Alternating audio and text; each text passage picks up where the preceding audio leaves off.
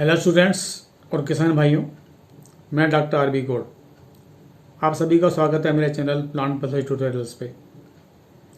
हम तने में सरसों में लगने वाली एक मुख्य बीमारी तना सड़ के बारे में आगे चर्चा करेंगे। इससे पहले प्रथम भाग में मैंने रोग का परिचय, महत्व की जानकारी, दूसरे भाग में रोग के लक्षण की जानकारी और तीसरे भाग में मैंने रोग का रोग कारक, होस्ट रेंज और डिजीज साइकिल यानी रोग चक्र के बारे में आपसे जानकारी साझा की थी।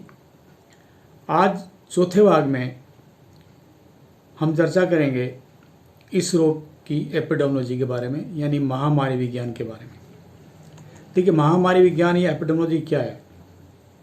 सरल रूप में इसकी परिभाषा की बात करें तो एपिडेमियोलॉजी या महामारी विज्ञान की वह शाखा है जिसके द्वारा रोगों या किसी भी विकार के उपस्थिति या अनुपस्थिति को निर्धारित करने वाले कारकों का अध्ययन किया जाता है।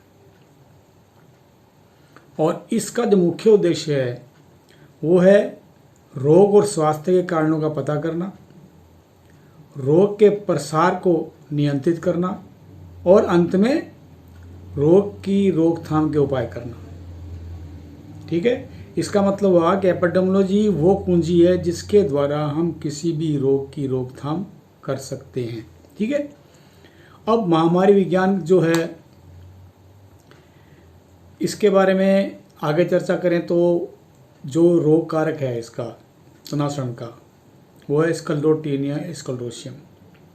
ठीक है, तो इसका जो रोग कारक है वो फसल की एक अवधि से दूसरी अवधि तक कैसे जीवित रहता है। देखिए, जब फसल आप काटते हैं सरसों की तो जो स्क्लेरोसिया होते हैं, रेस्टिंग बॉडीज इस रोग कारक की, वो मिट्टी में मिल जाती हैं या आप संक्रमित बीज की बिजाई कर रहे हैं तो उन बीजों के साथ स्क्लेरोसिया मिट्टी में चले जाएंगे और अगले साल उनको जब अनुकूल स्थिति मिलेगी तो वो अंकुरित होकर फसल को संक्रमित करेंगे। ठीक है, स्क्लेरोसिया जो है वो सोइल बोर्न इनोकुलम वर्क करता है, यानी मिट्टी से जो संक्रमण होगा वो स्क्लेरोसिया से ज़्यादातर होगा। कभी कभी इसके साथ एस्कोस्पोर से भी हो सकता है। ये प्राइमरी सोर्स ऑफ इनोकुलम हुआ। और जो पौधे के ऊपरी भाग पे जो संक्रमण होगा वो हमेशा सेकेंडरी एयरबोर्न एस्कोस्पोर से होगा, यानी एस्कोस्पोर्स हवा में उड़ के पत्तियों पे या पौधे के फूल के पंखुड़ी चिपक जाते हैं और संक्रमण करते हैं। ठीक है, अब जो रोग है इसका सोर्स ऑफ इन्फेक्शन क्या है, यानी रोग का स्रोत क्या है? देखिए, तीन है इसके, जैसे कि अभी बात कर रहे थे हम। पहला तो है स्क्लेरोसिया जो मिट्टी में मिलते हैं, किसके साथ? पौधे के अवशेषों के साथ। दूसरा, कुछ स्क्लेरोसिया जब संक्रमित बीज की बिजाई हम करते हैं तो बीजों के साथ मिट्टी में चले जाएंगे। और तीसरा जो इसका सोर्स ऑफ इन्फेक्शन है वो है एस्कोस्पोर जो कि हवा से उड़ के पौधे को संक्रमित करेंगे। तो इसके जो सोर्स ऑफ इन्फेक्शन है यानी रोग के स्रोत हैं, तीन हो गए हैं।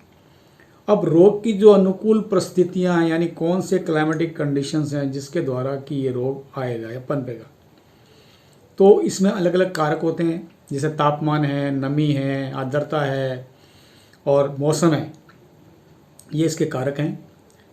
तो सबसे पहले तापक्रम की बात करें तो 5 डिग्री से लगाकर 30 डिग्री का तापक्रम है वो इस रोग को फेवर करता है। और सबसे अनुकूल तापक्रम होगा वो 5 से 10 डिग्री का होगा, सबसे अनुकूल तापक्रम होगा इस रोग के लिए।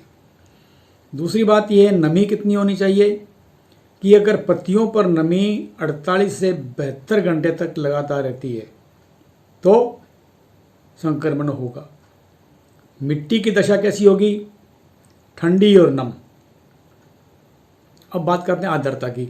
तो आर्द्रता इस रोग में हमेशा जो है वो उच्च आर्द्रता होगी, यानी कि जो रिलेटिव ह्यूमिडिटी है वो 80% 80% से ज़्यादा होगी। और मौसम कैसा होगा? ठंडा और नम।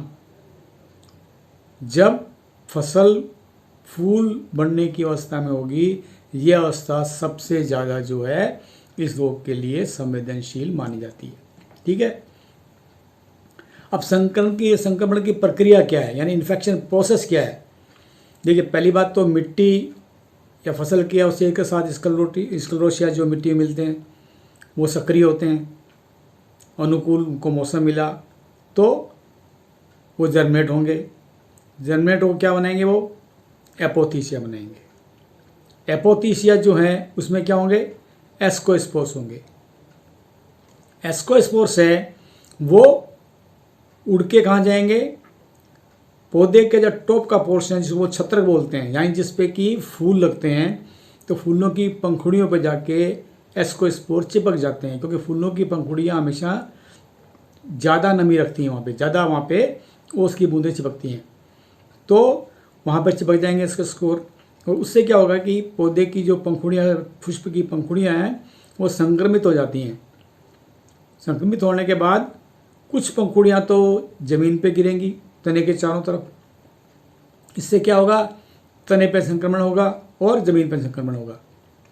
और कुछ पंखुड़ियाँ हैं वो पौधे की शाखाओं पर या गांठों पर, खासकर जहाँ से तने से शाखा निकलती है, यानी वो एंगल होगा एक, उस एंगल पे पंखुड़ियाँ जाके गिरती हैं और चिपक जाती हैं, तो वहाँ पर संक्रमण फैलेगा। इस तरह इस रोग का जो है प्रोसेस जो है, सोर्स ऑफ इन्फेक्शन प्रोसेस है, चलती रहती है, रोग का प्रसार बढ़ता रहता है। अब रोग बढ़ाने वाले कारक क्या हैं? देखिए, सबसे पहला तो मिट्टी में इनोकुलम की अधिकता, यानी स्क्लेरोसिया का लोड अगर मिट्टी में ज़्यादा है तो रोग को ये हमेशा फेवर करेगा। दूसरा है लगातार ठंडा और नम मौसम। ठीक है। और तीसरा क्या है कि ससेप्टेबल वेराइटीज़, यानी संवेदनशील किस्म अगर आपने बोई है तो ये रोग के प्रसार में हमेशा साख बनती है। चौथा जो सबसे बड़ा कारण है वो है अधिक पौध घनत्व, यानी अगर किसी किसान ने बीज की मात्रा ज़्यादा बोई है, यानी प्रति हेक्टर या प्रति एकड़ सिफारिश से ज़्यादा बोई है, तो उसे पौधे ज़्यादा उगेंगे, फसल गहरी हो जाएगी। और ऐसी अवस्था में क्या होगा कि हवा का आवागमन पौधों के बीच से नहीं होगा, तो उससे क्या होगा? पौधे का जो, फसल का जो माइक्रो क्लाइमेट है उस एरिया का, वो बदल जाता है। वहाँ पर नमी ज़्यादा हो जाएगी, पानी ठहरेगा उस पर और रोग बढ़ने लगता है। और सबसे अंत में जो इसकी बात है, जो गलत कृषि विधियाँ कुछ हैं उसके द्वारा रोग का प्रसार बढ़ेगा। तो ये रोग बढ़ाने वाले कारक हैं। और संक्षेप में बात करें कि इस रोग का अनुकूल मौसम क्या, देखिए आप, रिलेटिव ह्यूमिडिटी यानी सापेक्ष आर्द्रता जो है वो 80% से ज़्यादा, पहली बात। फिर छत्र के भीतर का गीलापन होना। छत्र किसे कहेंगे? छत्र कहेंगे पौधे का जो पुष्प क्रम है, टॉप पर जो पुष्प फूल लगते हैं वो छत्र कहलाता है। उसको लगातार गीला होना, वातावरण में नमी, ओस होना, और फिर क्या है कि पत्तियों का 48 से 72 घंटे तक लगातार गीला होना, और जो तापक्रम है वो 12 से लगे के 25 डिग्री सेंटीग्रेड होना। ये सब कारक मिलके इस रोग को बढ़ाने में सहायता करेंगे। ठीक है। तो ये इस रोग के बारे में जानकारी हुई पूरी, एपिडेमियोलॉजी के बारे में। अगर आपको जानकारी अच्छी लगी, ये उपयोगी लगी आपको, तो वीडियो को लाइक करें और मेरे चैनल को सब्सक्राइब करें। धन्यवाद।